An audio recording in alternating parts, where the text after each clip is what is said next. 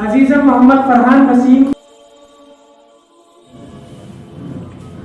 إياك نعبد وإياك نستعين. صدر ذی وقار، حکم حضرات اور حاضرین مجلس، یوں تو اقبال کا گویا ہر شعر تفسیر ہے قرآن کی، تبلیغ ہے خدائی فرمان کی، ترجمانی ہے رسول دو جہان کی، مگر جس شعر کو آج موضوع گفتگو بنانا ہے، یقین جانیے وہ شعر انقلابی بھی ہے، آفاقی بھی، مبلغین اسلام کے لیے وہ تسلی کا سامان بھی ہے، اور اللہ کی راہ میں تھکتے اور جھکتے ہوئے بازوؤں کے لیے نئی جان بھی، بت پرستی سے وہی ابراہیمی بارات کا اعلان بھی، اور کشمکش حیات کا دل چھوٹا اور انوکھا بیان بھی، رسول امین کے اس پرہمیت جملے کا ترجمان بھی جس میں فرمایا تھا لو وضع الشمس فی یمینی والقمر فی یساری لما ترکت. شعر سابقہ کڑی کے ساتھ کچھ کیوں ہے. یہ نغمہ فصل گلو لالا کا نہیں پابند، یہ نغمہ فصل گلو لالا کا نہیں پابند، بہار ہو کے خزاں لا الہ الا اللہ. اگرچہ بت ہیں جماعت کی آستینوں میں، مجھے ہے حکم اذاں لا الہ الا اللہ. سامعین کرام، صدائے حق کے لیے کوئی زمانہ مخصوص نہیں، کسی عہد تک کے لیے وہ محدود نہیں. اس کی آواز 14ویں صدی کی بھی اولین ضرورت تھی، اور اس ماڈرن ایج کی بھی. نہ اس دعوت کو ماحول کی سازگاری و خوشگواری مطلوب ہے، نہ امن و امان کی فضا. دور مکی ہو کے مدنی، ہر جگہ ہر مخالفت، ہر تصادم اور ہر ٹکراؤ میں عبد اللہ ہی کہا جائے گا، بابانگے زہد کہا جائے گا، بغیر کسی خوف کے، بغیر ادنا تردد و تحمل کے، بے باکی کے ساتھ کہا جائے گا. لا الہ الا اللہ کی صدا لگائی جائے گی. گلیوں میں، کوچوں میں، حکومتی ایوانوں میں، پارلیمنٹ ہاؤسز میں، یونیورسٹیز میں، باطل کے مراکز اور ان کے اڈوں میں الغرض کہ اس کی صدا بر و بحر میں بھی لگائی جائے گی، اور خلا و فضا میں بھی. حالات کیسے بھی سخت ہوں، گولیوں کی بوچھار میں، تلواروں کی جھنکار میں، توپ کے دہانے پر بھی لا الہ الا اللہ ہی کہا جائے گا. نہیں فرق پڑتا ایک عمر گوتم گرفتار ہوتے ہیں یا 100، ایک کلیم صدیقی کی قربانی دینی پڑتی ہے یا 100. یہ دعوت ملی تھی کہ اس کی خوشبو تمام ہو جائے، معطر مسام جان ہو جائے، نہ کہ اس لیے کہ آنے والے خطرات کے سامنے، تبتلے حکام کے سامنے، نئے نئے غیر آئینی قوانین کے سامنے حق کی آواز کو خاموش کر دیا جائے. یہ نور اترا تھا اتمام کے لیے. یریدون ان یطفئوا نور اللہ بافواہہم ویأبی اللہ الا ان یتم نورہ ولو کرہ الکافرون.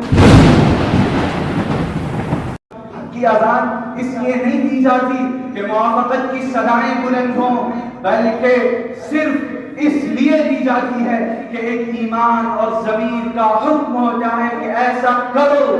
یہ سچی بات اس لیے نہیں ترک کر دی جاتی کہ لوگ اس کا استقبال نہیں کریں گے.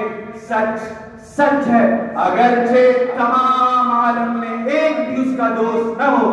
اذان حق دی جائے گی، بہرحال دی جائے گی.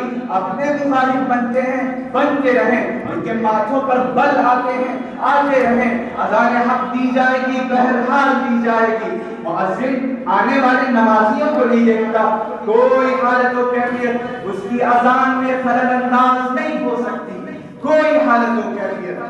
اسے معلوم ہے کہ آج جماعت کی آستینوں میں پتھر کے بت تو نہیں، مگر بت ہیں. کہیں سیکولرزم کا بت ہے تو کہیں نسل پرستی کا، کہیں وطنیت کا تو کہیں حسب و نسب کا، کہیں روایات کا تو کہیں نظریات کا، کہیں مغربی تہذیب کا بت ہے تو کہیں نفسانی خواہشات کا.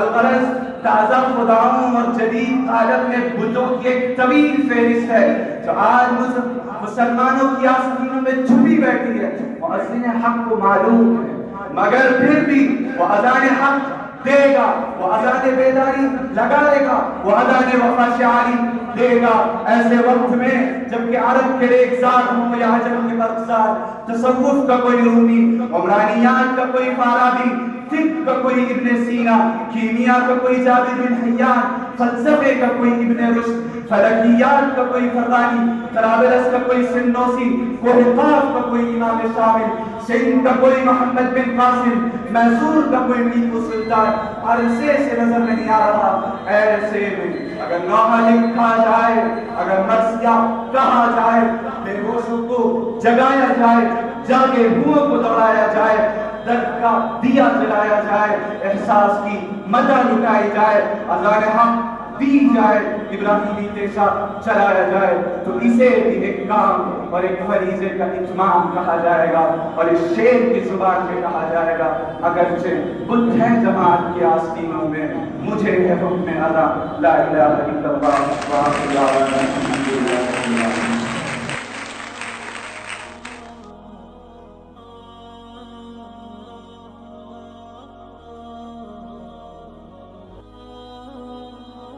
مسابقے کے فاتح رہے ہیں، اول میں 93 نمبر حاصل کیے ہیں 100 میں سے عزیزم محمد فرحان وسیم۔